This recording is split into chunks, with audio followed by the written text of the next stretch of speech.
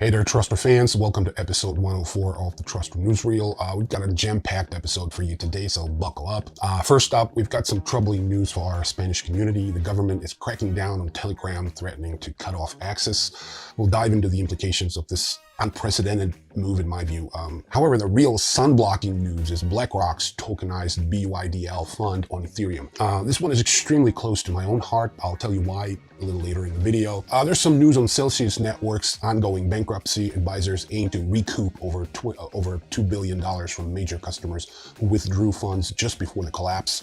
Down the same tube, Genesis Global Capital has settled with the SEC for a hefty $21 million fine over their crypto lending scheme. We'll break down the details. Changpeng Zhao, the former CEO of Binance, has announced a new education project amid his legal troubles. Nobody knows what that's all about, but generally speaking, an educational project by a criminal about to be convicted merits some curiosity, from me at least. Iceland is taking steps to enhance food security and regulate the energy consumption of Bitcoin mining. Jameson Lopp, a well-known Bitcoin luminary, says nay. Fun. The extradition battle over Kwan, the cryptocurrency king, has reached a resolution, with Montenegro's appeals court ruling in favor of South Korea. So I guess he's not going to the US.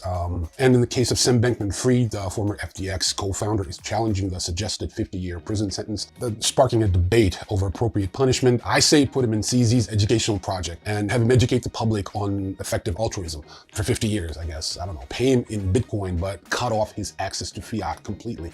Socioeconomic experiment of some sort. Anyway, stick around as we also discuss Anthropic's potential sale of FTX's stake. Anthropic is the name behind Claude AI. We'll also discuss the latest record-breaking CryptoPunk sale and much, much more. Here it goes.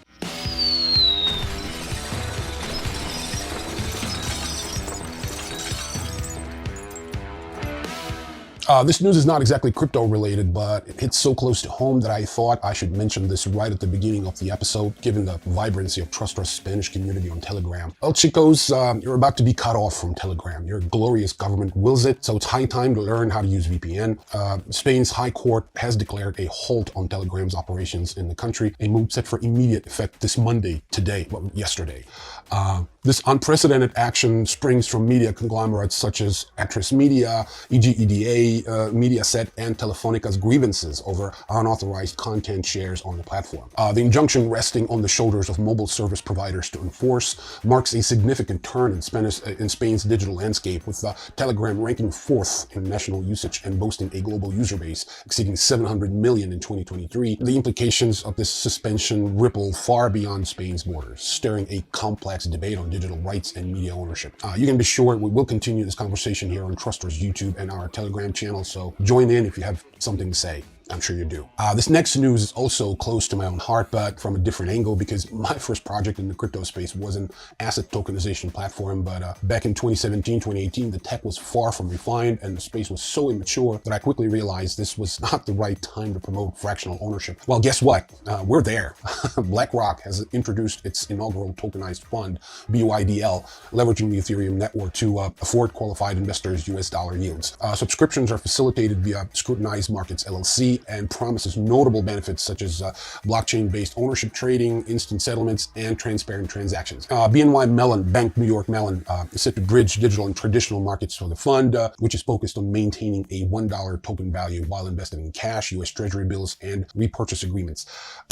Key participants include Anchorage Digital Bank, BitGo, Coinbase, of course, and Fireblocks, with BlackRock managing investments and Securitize overseeing tokenization and share management. Well, it's a definitive kudos to the blockchain tech. The only thing, it's a shame that it's been appropriated by this capitalistic monster. But hopefully this will wake more average and small-sized blockchain enterprises who will accommodate more retail customers who want to invest, I don't know, 1,000 euros into a real estate development project someplace. Anyway, it's an extremely joyous news, so Celsius Network LLC bankruptcy advisors are on a mission to reclaim over $2 billion in assets, targeting major customers who rapidly pulled their investments just before the crypto firm's July 2022 financial collapse. These targeted withdrawals, made by about 2% of users, represent a significant chunk of Celsius's assets. The specially formed committee is offering settlements based on the withdrawal values from 2022, potentially allowing these users to keep any asset appreciation since then. However, refusing the deal could lead to costlier litigation, so This move follows a court-approved plan to transform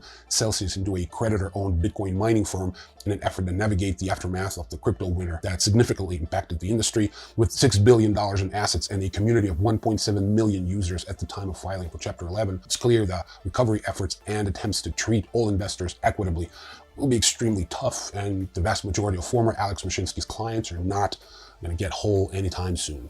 Down the same tube, Genesis Global Capital has settled with the SEC for a $21 million civil fine addressing accusations of unlawfully selling securities in their crypto lending scheme. This agreement follows charges from January 2023 involving Genesis and Gemini Trust, highlighting the SEC's crackdown on the crypto industry's regulatory oversights. Despite filing for bankruptcy, Genesis, a wing of Digital Currency Group, faces this hefty fine, with the SEC stating that payment will be made after the bankruptcy court resolves other claims, including those of retail investors. So in this case, is maybe get lucky and get your money back. The passport-less, grounded, and awaiting criminal sentencing at the end of April, Changpeng Zhao, the co-founder and former CEO of Binance, has announced a new education project.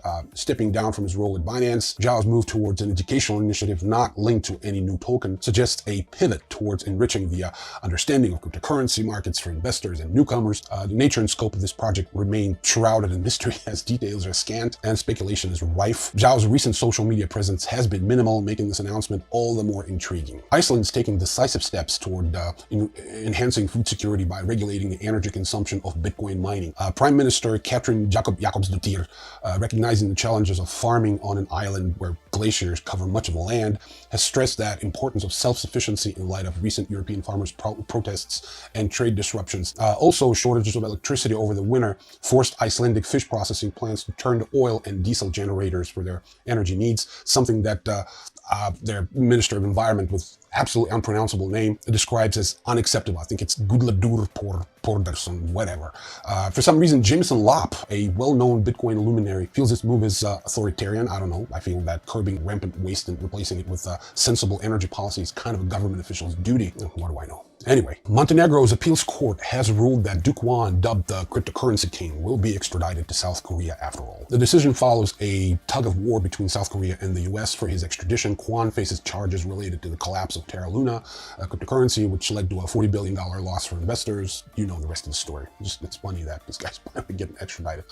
Sam Bankman-Fried, former FTX co-founder, disputes the US prosecutor's suggestion for a 50-year prison sentence, labeling it an exaggeration that unjustly depicts him as a villain. Proposed sentence aimed at penalizing Bankman-Fried for his role in FTX's collapse, which affected over 1 million victims and resulted in losses exceeding $10 billion, contrasts sharply with his defense's recommendation of 6.5 years.